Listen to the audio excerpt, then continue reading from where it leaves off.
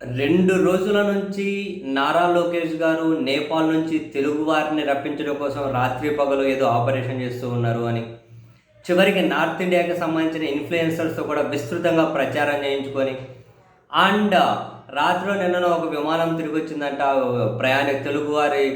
తెలుగు ప్రయాణికులతోటి నేపాల్ నుండి. ఈరోజు పత్రికలు చూస్తే తెలుగుదేశం పార్టీ పత్రికలు బ్యానర్ హెడ్డింగ్ "మన వాళ్ళు వచ్చేశారు" అని చెప్పి వాళ్ళు మాట్లాడిన మాటలను ఉన్న ఊరిని కన్న వారిని చూస్తామనుకోలేదు. భావోద్వేగం. లోకేష్ చిత్రపటానికి విమానాశ్రయం బయట పాలాభిషేకం అనే ఫోటోలు. విశాఖ విమానాశ్రయంలో స్వాగతం పలుకుతున్న అధికారులు, కూటమి ఎమ్మెల్యేలు. విజయనగరం యాత్రికులతో ఎమ్మెల్యే అదితి గజపతిరాజు. విశాఖ నుంచి వ్యాన్లో మంగళగిరి వెళ్తున్న గుంటూరు వాసులు. ఎక్కడ చూసినా ఇవే ఫోటోలు, పెద్ద పెద్ద బ్యానర్లు. ఇవన్నీ చూస్తే ఇవన్నీ ఇంతగానం చూసి సరే, నేపాల్లో రాజకీయ అస్థిరత, ఆందోళన జరుగుతున్నాయి కదా.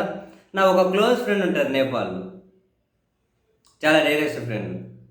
వాడు ఇంకా బెంగళూరు నుంచి కనుక నేపాల్కు బండి మీద పోతూ ఉంటాడు. అదొక సరదా, ఒక టూర్ లాగా పోవడం. వాడిని అడిగిన, ఏంట్రా నేపాల్లో ఏమైనా కనుక అంటే కంప్లీట్గా విమాన సర్వీసులు బంద్ అయిపోయాయా, ఇండియాకు వచ్చే అవకాశం లేదా, అక్కడ ఏమన్నా ఇండియన్స్ మీదనో లేకుంటే స్పెసిఫికలీ నాన్ నేపాలీస్ మీదనో లేకుంటే ఫారినర్స్ మీద ఏమైనా అటాక్ చేస్తూ ఉన్నారా, ఏంది పరిస్థితి, ప్రత్యేక విమానం అంట, ఏందేందో జరుగుతుంది కదా అని అంటే, ఇవి నన్ను అడగడం ఎందుకు, ఇక్కడ పరిస్థితి ఎట్లుంది అడిగితే బాగానే ఉంది, వెళ్ళి విమానం టికెట్లు చెక్ చేస్తే సరిపోతుంది కదా. కాఠ్మాండు నుంచి హైదరాబాద్, కాఠ్మాండు నుంచి బెంగళూరు, కాఠ్మాండు నుంచి ముంబై ఫ్లైట్లు ఉన్నాయా లేదా అని చెప్పి ఒకసారి ఎతుకు లైన్లో ఉంటా అన్నారు. తీరా సరే ఆగరా అని చెప్పి మాట్లాడి, నేను కానీ ముందు చూసేది ఉంటే మా వాడిని అడిగి తర్వాత వెతికితే కుప్పలు విమానాలు ఉన్నాయి. రోజు సెప్టెంబర్ 9వ తేదీ మాత్రమే విమానాశ్రయం ఆ సైన్యం ఆధీనంలో తీసుకొని కాఠ్మాండులో త్రిభువన్ విమానాశ్రయం ఆ ఒక్కరోజే సర్వీసెస్ ఆటంకం కలిగింది. అంటే రోజు ఇప్పుడు మీరు ఎతకండి, నిన్న ఎతకండి, ఈరోజు ఎతకండి, రోజు కుప్పలు టికెట్లు, విమానాలనే టికెట్లు ఉన్నాయి. మరి వీళ్ళందరినీ ఇంత ప్రత్యేక ఆపరేషన్ అని అంటే వీళ్ళు ఏమైనా అక్కడ డబ్బులు లేక చిక్కుకుపోయారా, డబ్బులు లేని వాళ్ళని తీసుకొచ్చారా, వీళ్ళు ఇంత పెద్ద ఎత్తున చేస్తున్న ప్రచారం ఉంది కదా, దీని ఏమేంటి, దీని టార్గెట్ ఏంటి, సీరియస్లీ ఐఎమ్ ఆస్కింగ్. దీని టార్గెట్ ఏంటి? నేపాల్లో నుంచి ఇక్కడికి రావాలంటే కుప్పలు విమానాలు ఉన్నాయి, ఎట్లయినా వచ్చేది, ఎవరు అడ్డుకోవట్లే. ఒక్క అటాక్ కూడా నేపాల్లో ఫారినర్ మీద జరగలే. మీరు మొత్తం వెతకండి తెలుస్తుంది, ఎవరి మీద జరగలే. పోనీ విమానాలు లేకుండా ఆగిపోయినారా, బ్రహ్మాండ విమానాశ్రయానికి రావచ్చు, వచ్చేసి ఎక్కేసి రావచ్చు మామూలుగా.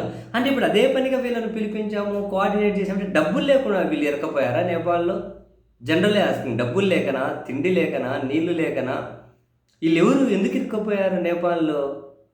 ఎందుకు విమానం ఎక్కి రాలేకపోయారు? వీళ్ళ దగ్గర బహుశా డబ్బే లేదేమో, అదే అనిపిస్తుంది. మరి అంతకుమించి ఏమన్నా ఇంత భావోద్వేగమైంది, కన్నవారిని చూస్తామనుకోలేదని ఏడుతున్నారు. మరి పాలాభిషేకాలు, జై లోకేష్, జై చంద్రబాబు అని విమానంలో స్లోగన్స్, అంత సీరియస్ పరిస్థితులు. ఒకవేళ అక్కడి నుంచి నిజంగానే అన్ని సర్వీసులు ఆగిపోతే ఆంధ్రప్రదేశ్ వల్ల కాదు, ఆంధ్రప్రదేశ్ భారత ప్రభుత్వంతో మాట్లాడి అక్కడి నుంచి కోఆర్డినేట్ చేయాల్సి ఉంటుంది. ఇప్పుడు అన్ని సర్వీసులు నడుస్తున్నాయి, ఏది ఆగిపోలే. మరి ఎందుకు ఇదంతా? No idea, seriously no idea.